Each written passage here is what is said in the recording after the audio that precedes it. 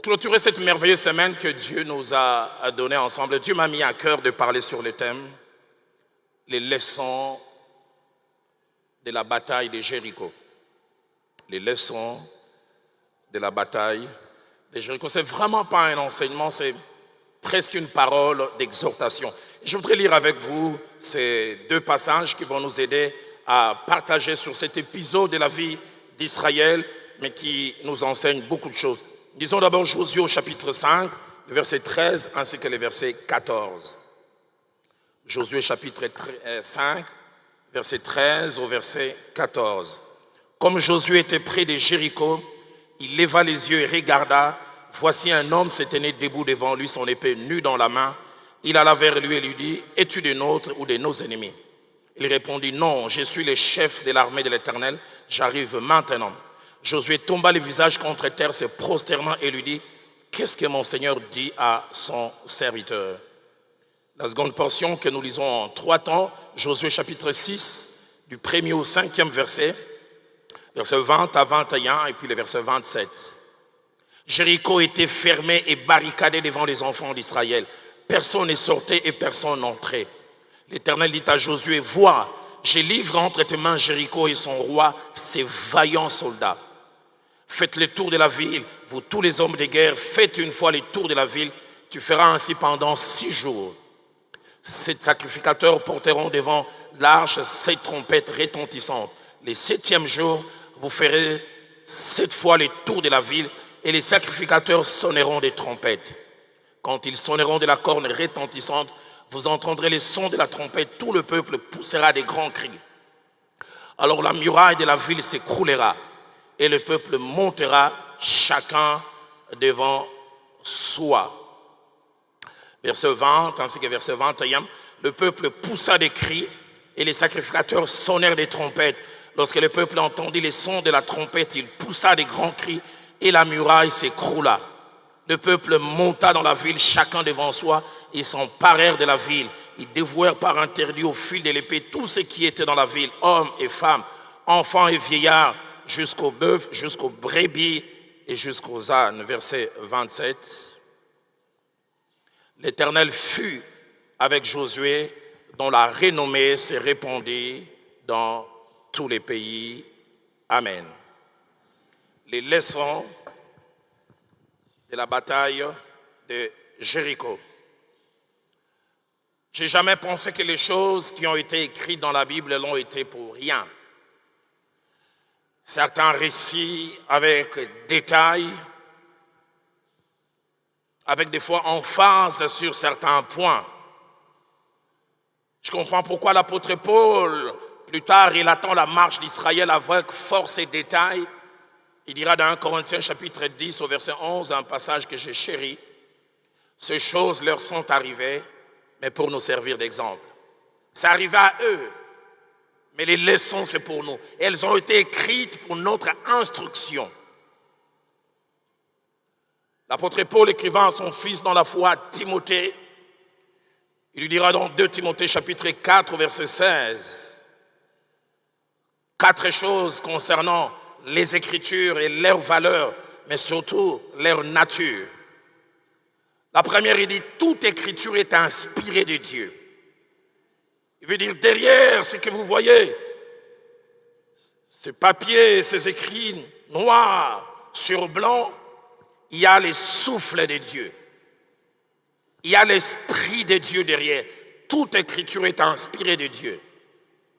Mais deuxième des choses qu'il dit, cette Écriture qui est inspirée de Dieu est utile, apporte un plus, un bénéfice, enrichit celui ou celle qui se met au contact de la parole de Dieu. Et troisièmement, elle est utile ou elle enrichit dans 4 domaines. Premièrement, il dit pour enseigner, chasser l'ignorance, amener la connaissance. Deuxièmement, pour convaincre, nous amener à avoir des convictions, à être fortement ancrés. Troisièmement, corriger, élaguer les mauvaises connaissances, les mettre de côté. Et troisièmement, instruire, c'est-à-dire donner des paroles à propos. Et quatrième chose, il parle de la finalité de cette parole. Il dit pour que nous soyons accomplis. La version des Semeurs dit pour que nous soyons parfaitement préparés. Mais j'aime ce que la version parole de vie dit, pour que nous soyons à la hauteur. Mais ça ne s'arrête pas là. Propre à toute bonne œuvre. Le Semeur dit équipé pour accomplir toute bonne œuvre. Français courant dit équipé pour toute bonne action. Tu vas avoir les bonnes actions, les attitudes qu'il faut. Consulte la parole de Dieu. Médite-la. Étudie-la. Essaye d'être chaque jour en contact avec celle-ci. Une autre chose importante que je voudrais dire attachée à cet épisode si important de la marche d'Israël, c'est que cette bataille, parmi plusieurs batailles qu'Israël ait connues, est l'une des rares dont le Nouveau Testament fait mention, parce que cette bataille est placée dans Hébreux chapitre 11 au verset 30, parmi les hauts faits ou les œuvres de la foi. Il est dit, c'est par la foi que les murailles de Jéricho tombèrent, après qu'on eut fait le tour pendant 7 jours. Mais cette bataille étrange qui arrive à Israël alors qu'il vient de franchir le Jourdain et qui commence à faire la conquête du pays promis, si elle a plusieurs leçons à nous enseigner, j'en ai retenu 5 que je voudrais partager avec nous ce matin avant de prendre un petit moment dans la prière à la fin. La première des choses que cette bataille nous enseigne, c'est que toutes les batailles de notre vie ne seront pas les mêmes et n'auront pas la même taille. Nous aurons des batailles différentes. Nous aurons des petites batailles pour lesquelles, des fois même humainement parlant, nous avons l'impression que nous n'avons pas besoin de Dieu. Je peux le faire moi-même. Je peux l'affronter moi-même. Une petite maladie, un petit enfant qui obéit de moins en moins, un petit problème au travail avec un chef, le ministère qui tarde à décoller. Mais il y aura d'autres batailles qui auront des tailles qui nous dépassent, pour lesquelles nous atteignons un seuil d'incompétence, pour lesquelles, humainement parlant, nous n'avons pas de solution. En 55 ans de vie, 34 ans dans la marche avec Dieu, des batailles à la grande taille, j'en ai connu. J'en connaîtrai encore, Dieu seul sait. Josué chapitre 6 au verset 1er dit Jéricho était fermé et barricadé devant les enfants d'Israël. 2 choses à retenir. La première, c'est que Jéricho à l'époque était appelée une forteresse imprégnable. Forteresse imprégnable. Les historiens l'ont dit et les fouilles archéologiques l'ont démontré. Cette ville était totalement entourée par des murailles de plus de 15 mètres. 15 mètres de hauteur, mais 4 mètres d'épaisseur. Il semble que même des chars pouvaient circuler dessus. Avec quoi va-t-on casser ces murailles? Est-ce avec un marteau? Forteresse imprégnable. Il vient de connaître une grande victoire. Ils ont vu les eaux de Jourdain s'ouvrir. Mais quand ils arrivent, ils regardent la taille de ces murailles. Ils regardent aussi l'épaisseur. Ils se disent, où est-ce que Dieu nous amène? J'aimerais dire à quelqu'un, nous avons un Dieu responsable. Il ne t'amènera pas pour que tu puisses mourir. Fermé, barricadé. Cela me rappelle 2 autres récits de la Bible où 2 leaders ont eu à se retrouver devant des adversités à la taille impressionnante. Saül et l'élite d'Israël allaient sur les champs de bataille pensant à faire un combat classique jusqu'à ce qu'ils trouvent un géant de plus de 3 mètres qui s'avance et qui lance un défi à tout le peuple. En Samuel chapitre 17, verset 24, il dit, à la vue de cet homme, tous ceux d'Israël s'enfuirent. Bien que chacun d'eux avait vu cela, il commence à faire les reportages. Avez-vous vu ces géants? 2 Chroniques chapitre 20, verset 12. 3 armées se liguent contre Juda. Et Josaphat réalise la taille de l'adversité. Et ce qui m'étonne, c'est un leader. Il fait cette prière en public. Il dit, nous ne savons que faire devant cette multitude nombreuse. Je n'ai pas de solution devant cette bataille. Dans Psaume 3 au verset 2, David déclare, ô Éternel, que mes ennemis sont nombreux et quelle multitude s'élève contre moi. Toujours David dans Psaume 142 verset 7, il dit à Dieu, sois attentif à mes cris, car je suis bien malheureux. Délivre-moi de ceux qui me persécutent, car ils sont plus forts que moi. On ne boxe pas dans la même catégorie. J'ai l'impression d'être un poids léger, mais placé en face d'un poids lourd. Et réalisant la taille de l'adversité, Josué 5 au verset 13 que nous avons lu, nous révèle une réalité que seuls les leaders connaissent. Winston Churchill a appelé ça la solitude du leader. Tout leader est appelé à un moment à se sentir seul parce que tous les yeux des gens sont fixés vers lui. Il voit Jéricho fermé et barricadé. La Bible dit Josué leva les yeux et regarda. Sûrement il était en train de se poser les questions par où commencer. Quoi faire? Ça vous est-il déjà arrivé d'atteindre un seuil d'incompétence? Vous voulez, mais vous ne savez pas. Vous ne savez par quel bout commencer. Deuxième chose que cette bataille nous enseigne, c'est que ce qui nous dépasse ne dépasse pas notre Dieu. Je voudrais le répéter, ce qui te dépasse, ce qui me dépasse ne dépasse pas notre Dieu. Elle est fermée, elle est barricadée, infranchissable aux yeux de Josué. Mais Dieu a une solution. Combien de fois il y a comme ce que j'appelle la dictature du présent? Le présent semble souvent nous rendre amnésiques. Ça nous fait oublier plusieurs choses. Nous ne voyons que ce qu'il y a aujourd'hui. Que des gens pour qui Dieu a fait des choses hier, avant-hier, mais la bataille d'aujourd'hui efface la mémoire des victoires d'hier.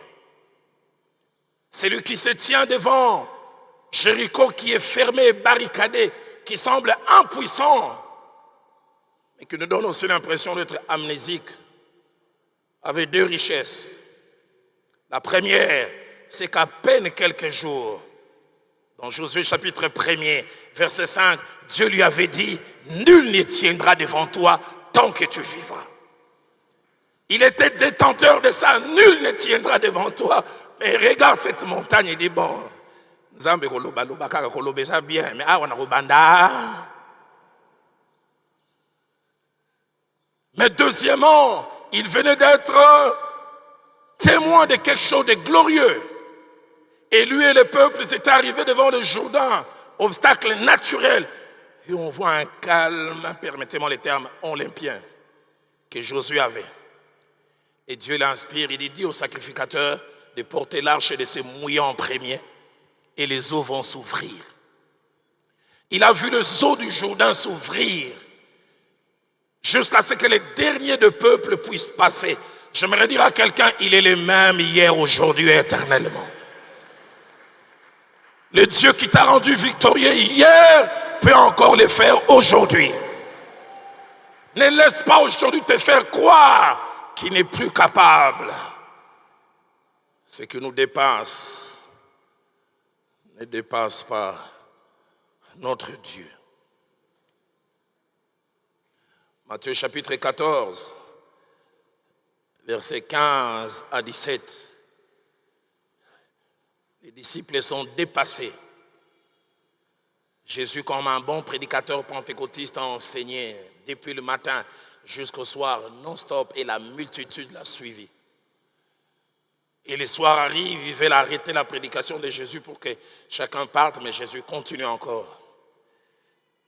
Et puis quand Christ finit, il vient lui dire, il se fait tard. Il n'y a aucun endroit pour donner de la nourriture à ces gens. Relâche-les enfin que chacun aille trouver quelque chose à manger. Jésus les regarde, il dit, ils n'ont pas besoin de s'en aller.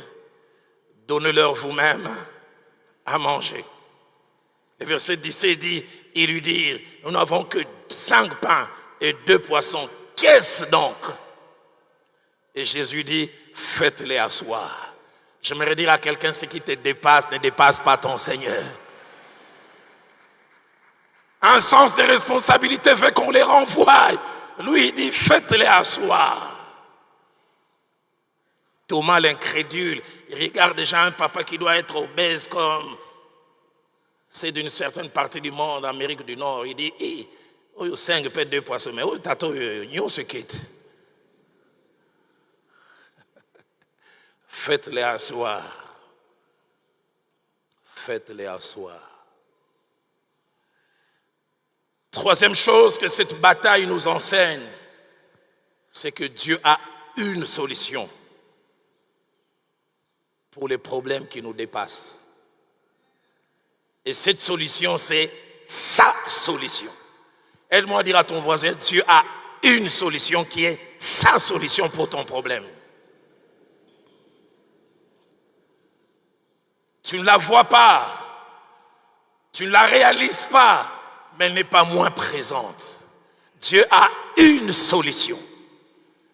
Les jours où Israël était sur les champs de bataille, depuis 40 jours, subissant les affres de Goliath, l'humiliation, l'abaissement. Le roi Saül ne savait que faire. Il se demandait, qu'est-ce que je fais là 40 jours? Dès l'instant où Isaïe dit à son fils, prends ces morceaux de pain, prends ces quelques fromages, va sur les champs de bataille et va voir dans quel état se trouvent tes frères et ramène-moi des nouvelles. Et j'aime ce qu'il dit, ramène-moi des nouvelles sûres. Chaque pas qui rapproche David du champ de bataille, le ciel est en train de dire match et... Mais ceux qui sont sur les champs de bataille ne voient rien. J'aimerais dire à quelqu'un, ton Dieu travaille pour toi. Et ce qui est étonnant dans cette histoire, Isaïe qui envoie la solution ne sait pas qu'il a envoyé la solution. David qui est la solution ne sait pas aussi qui est la solution. Et ceux qui reçoivent David ne savent pas. J'aimerais dire à quelqu'un comme un prophète de Dieu a la solution. Et les solutions de Dieu ont 5 caractéristiques principales. La première, c'est que les solutions de Dieu sont étranges. Elles sont hors du commun et ne suivent pas la voie normale. Elles passent par des méthodes inhabituelles. Dieu peut sauver tout un royaume par un jeune homme qui n'a pas de numéro matricule dans l'armée, qui n'a jamais fait de formation, mais c'est lui le champion de Dieu. J'aimerais dire à quelqu'un, il a une solution étrange pour toi. Deuxième caractéristique des solutions de Dieu, elles sont insolites. Lorsqu'on dit d'une chose qu'elle est insolite, c'est qu'elle provoque l'étonnement. Elle provoque la surprise par leur caractère inhabituel, contraire aux usages et à la logique. Je prie que le Dieu insolite te visite. J'en ai parlé ici il y a quelques mois, quand j'ai enseigné aux serviteurs de Dieu. Un aîné à moi, je le vois de moins en moins depuis quelques années. Malgré que je suis avancé en âge, chaque fois qu'il me voit, il m'appelle toujours Petit Dallot, Petit Roland. Une fois, il m'a appelé devant mon époux. J'ai dit, je suis quand même marié, il dit Petit Dallot. Il me relate l'histoire, il est allé prêcher à Mboujimaï. Il dit, je prêche de lundi à dimanche. Et dimanche, le pasteur décide qu'on puisse me bénir. Il me dit, petit Dalo, je n'ai pas regardé, mais j'ai vu accidentellement. Il dit, quand j'ai vu au moins 8 personnes qui ont donné 100 billets de 8 billets de $100. Calcul mental, 800.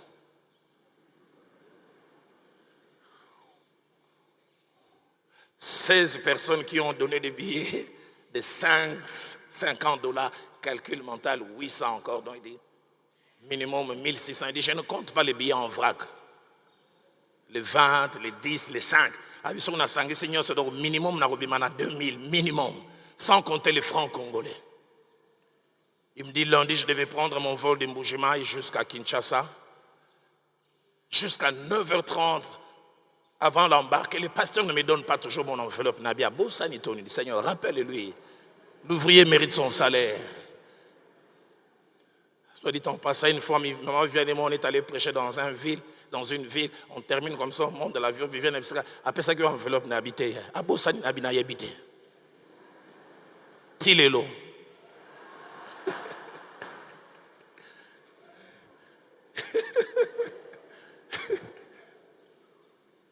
Et il a mis juste au moment où on appelle. Les passagers à destination de Kinshasa qui prennent les vols filaires sont appelés d'embarquer. Et puis les pasteurs se souviennent, j'ai ton enveloppe. Il dit, appeler une enveloppe, il y a qu'au Konda. Nando ka sa enveloppe, il y a qu'au Vimba. Il dit, dans ma tête, j'ai dit, fais à la sa, à Tchaya Union son chèque. Il dit, on monte dans l'avion, les 30 premières minutes, beaucoup de zones de turbulence. Je n'ai pas le temps de regarder l'enveloppe. Il me dit, petit, dans le temps où l'avion s'est calmé, il a fungo liboye.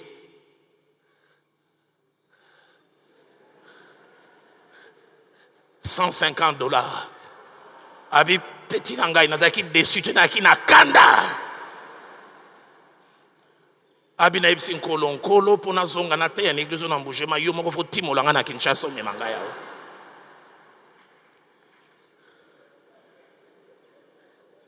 Une heure quelque après des vols, il atterrit en Djili.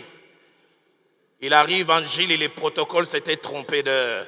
Le protocole avait entendu 12 heures alors que lui, il atterrit à 11 heures. Il dit, na kanda mi bale. Kanda à 150, na kanda ya protocole bazate. Il s'assied dans la salle d'attente, puisqu'il en avait le droit, parce qu'il avait payé. On dit, tu as droit à une boisson. Et la jeune fille qui servait vient lui dire, papa, tu vas boire quoi? Dans la colère, remets-le le côté. Et la jeune fille part et puis elle revient et dit, papa, limbi sangai. Nzamba yebisanga na yebisa otika kanda. Tika kanda pona makambe uti kolekisi ko uti. Et puis mi balé habillé moi ko futa yo. Et dit je la regarde, je dis yo za na Mbujimayi.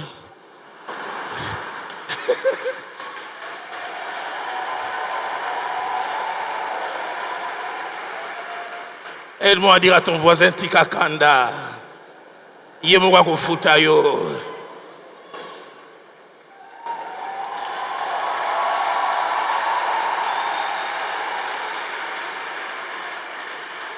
Alors à 12 heures, les protocoles arrivent. Quand les protocoles arrivent, il se souvient qu'il avait un document important à prendre au bureau dans son église. Il dit, le voyage était silencieux. Dès qu'ils arrivent à la porte de l'église, il dit, il voit une maman, il dit, petit Dalo, cette maman, si elle est venue 10 fois au bureau, c'était pour l'aide sociale.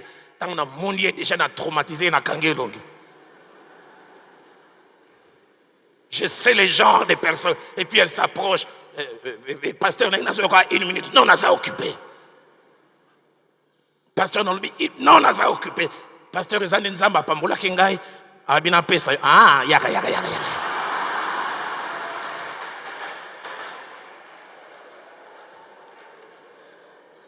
Et cette maman lui dit, mes enfants ont plusieurs terrains dépassés qu'ils collaient. Et ils ont vendu au moins une quinzaine. Et nous avons payé notre dîme, mais Dieu nous mettait à cœur l'action de grâce, on devait donner qu'à toi. Abi maman na fungoli qui fonde appétit. Mbongo ko ina mutete. Il dit na compté 32 000 notas. $32 000. Et il m'a dit une phrase que j'oublierai jamais.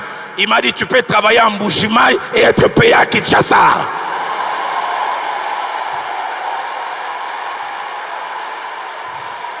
Les solutions de Dieu sont insolites. Insolites. Je prie que la saison des solutions insolites te rencontre.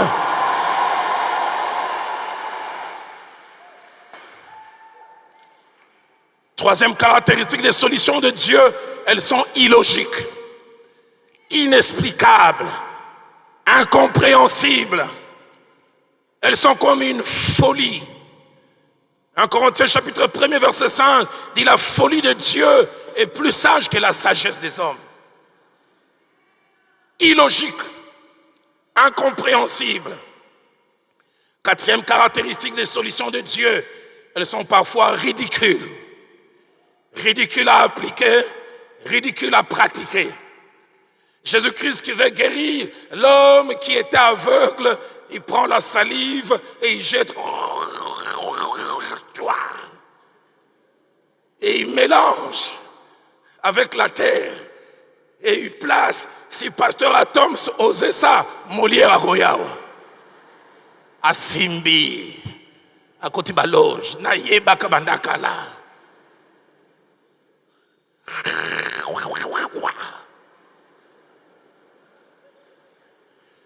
Et on met dans les yeux de cet homme, on dit va te laver. Quand il part, tu n'est pas papa, nous allons la missionner. Oh tata mon papa, na yopo tanga vraiment.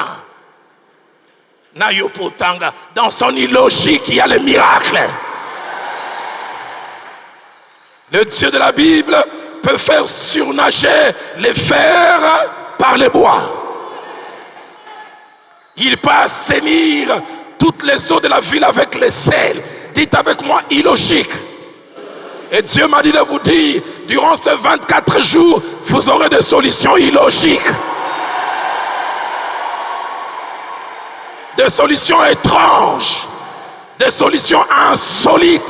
Si tu crois, cela aide-moi à dire Amen. Quand j'ai prié ce matin, Dieu m'a dit, va vous faire entrer dans une saison de surprises. De surprises. De surprises. Des surprises, des surprises, des surprises, des surprises.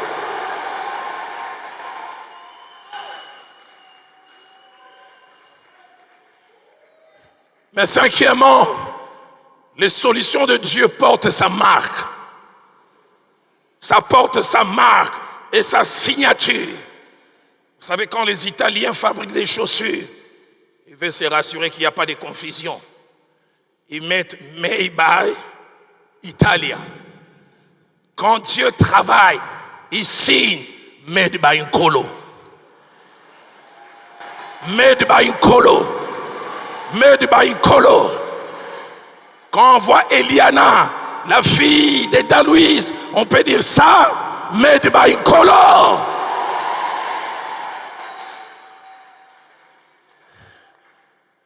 Elles sont attachées à sa nature, elles portent sa signature. Et comme nous le verrons à la fin, elles ont comme objectif de les révéler. Josué chapitre 6, 3 à 5 que nous avons lu. Jéricho est barricadé, fermé. Et le chef de l'armée de l'Éternel apparaît. Il dit, je suis avec toi. Josué s'attendait à ce qu'un cortège des anges descende, des commandos célestes. Touye Kobunda. Il entend, faites le tour de la ville. Vous, hommes de guerre. Ah bon? Homme de guerre, tu vas marcher. Faites le tour. Faites une fois le tour de la ville, tu feras ainsi pendant 6 jours. Dieu m'a dit, durant ces 24 jours, vous aurez des solutions qui vont se battre avec votre logique.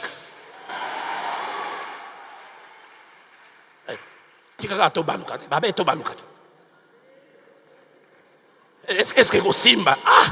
Le roi Balobaki. J'aimerais dire à quelqu'un, Dieu fera malgré toi.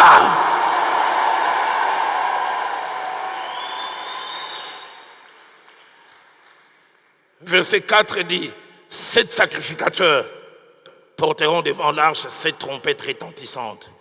Le 7e jour, vous ferez 7 fois le tour de la ville. Papa mukwa liboso tango totambola ki bomona ke ba efeni. Totoka eka. 6 jours.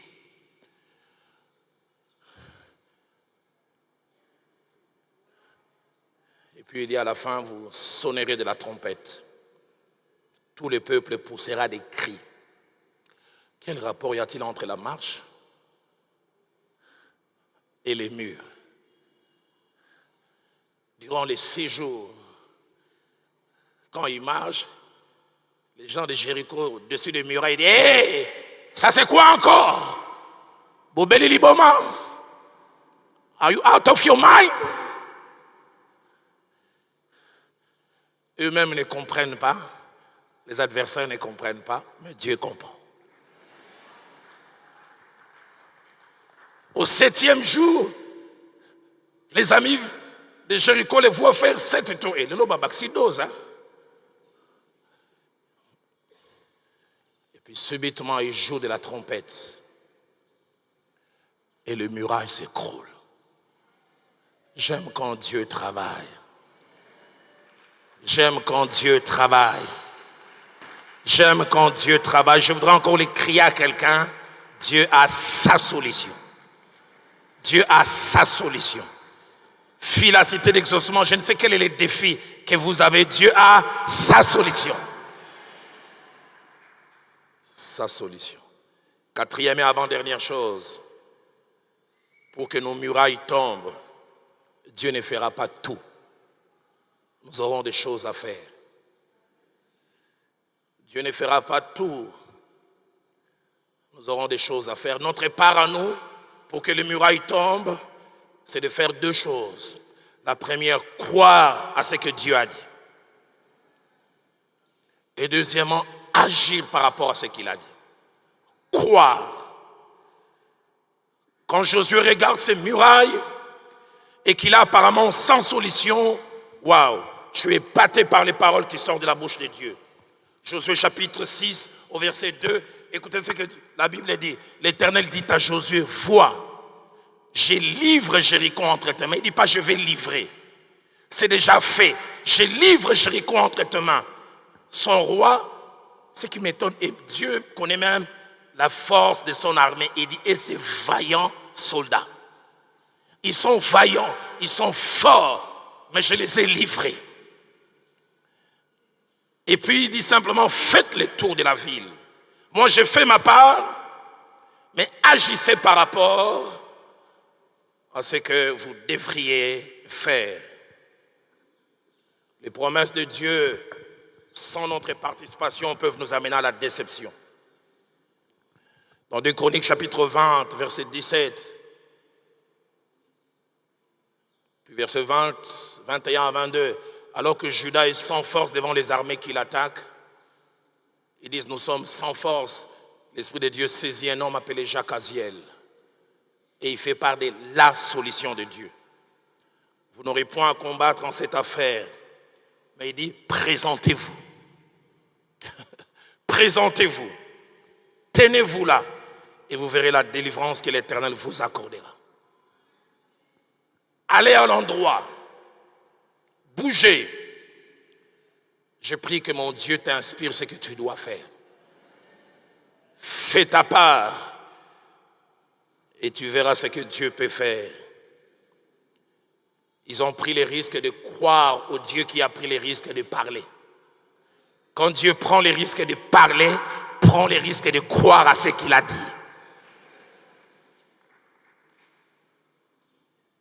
Ils ont commencé à faire, je m'imagine, leur côté logique, leur côté cartésien se battait. Mais ils ont agi. Esther a prié. Et le pasteur Atom s'en a si bien parlé hier.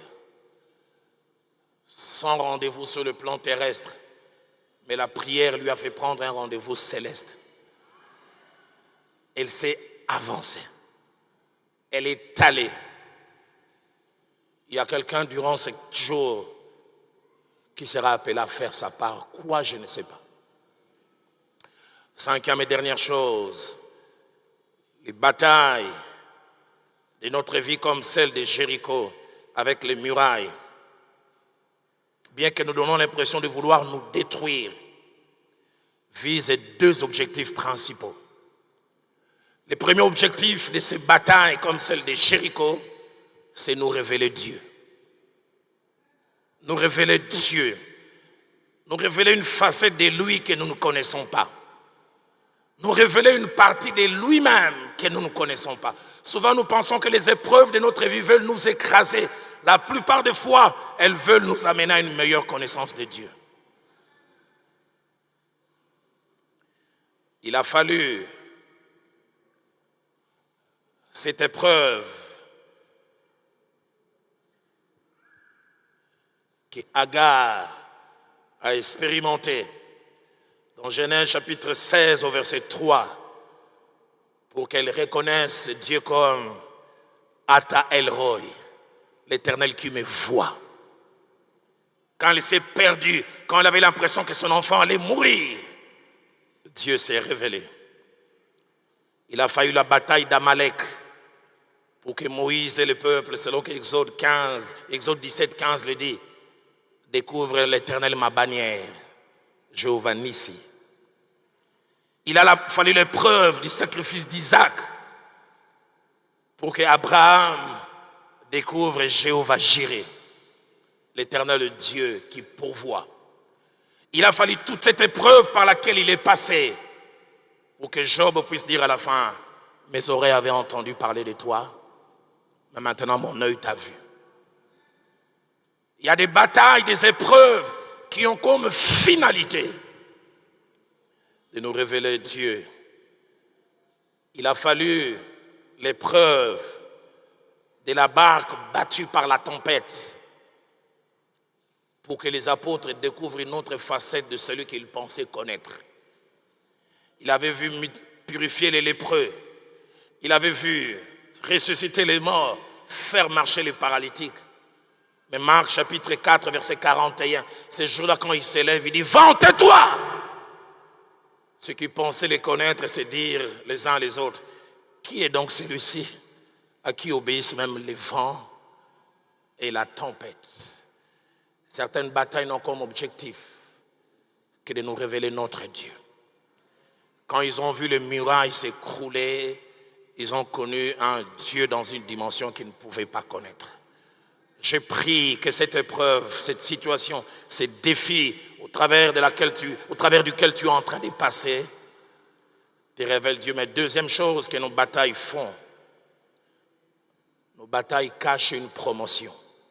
Je demande aux musiciens de reprendre place parce que dans 2-3 minutes, je vais finir.